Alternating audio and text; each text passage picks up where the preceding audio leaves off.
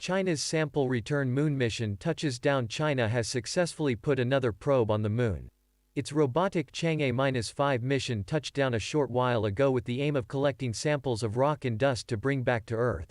The venture has targeted Mons Rümker, a high volcanic complex in a nearside region known as Oceanus Procellarum.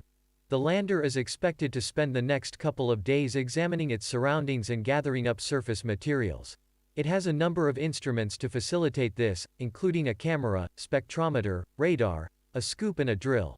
The intention is to package about 2 kilograms of soil, or regolith, to send up to an orbiting vehicle that can then transport the samples to Earth. It's 44 years since this was last achieved. That was the Soviet Luna 24 mission, which picked up just under 200 grams.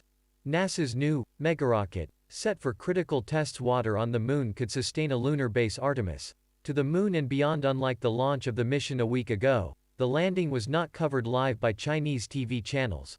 Only after the touchdown was confirmed did they break into their programming to relay the news. Images taken on the descent were quickly released, with the final frame showing one of the probe's legs casting a shadow onto the dusty lunar surface. The U.S. Space Agency congratulated China. NASA's top science official, Dr. Thomas Zurbuchen, said he hoped the international research community would eventually get the chance to analyze any samples sent home. When the samples collected on the moon are returned to Earth, we hope everyone will benefit from being able to study this precious cargo that could advance the international science community, he tweeted. The 8.2-ton Chang'e-5 spacecraft, STAC, was launched from the Wenchang spaceport in southern China on the 24th of November, local time. It arrived above the moon at the weekend and then set about circularizing its orbit before splitting in two. One-half, a service vehicle and return module, stayed in orbit, while a lander-ascender segment was prepared for a touchdown attempt.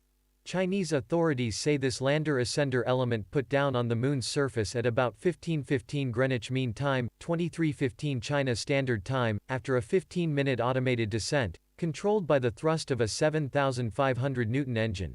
It follows China's two previous moon landings, Chang'e-3 in 2013 and Chang'e-4 last year.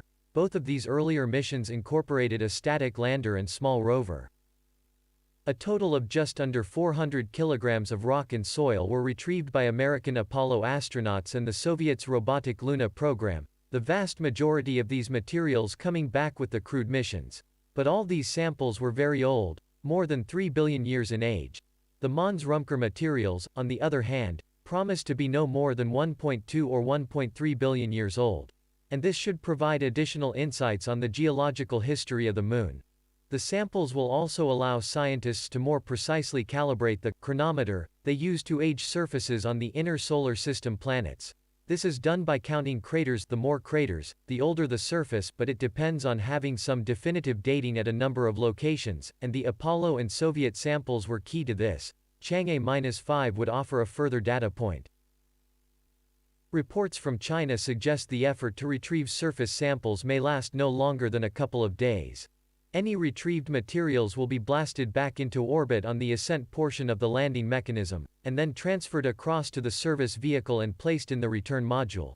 The orbiter will shepherd the return module to the Earth's vicinity, jettisoning it to make an atmospheric entry and landing in the Sizuing-Banner grasslands of the autonomous region of Inner Mongolia. This is where China's astronauts also return to Earth. Chang'e-5 is a very complex mission, commented Dr. James Carpenter, Exploration Science Coordinator for Human and Robotic Exploration at the European Space Agency. I think it's extremely impressive what they're trying to do. And what I think is fascinating is you see this very systematic, step-by-step approach to increasing their exploration capabilities, from the early Chang'e missions to this latest one.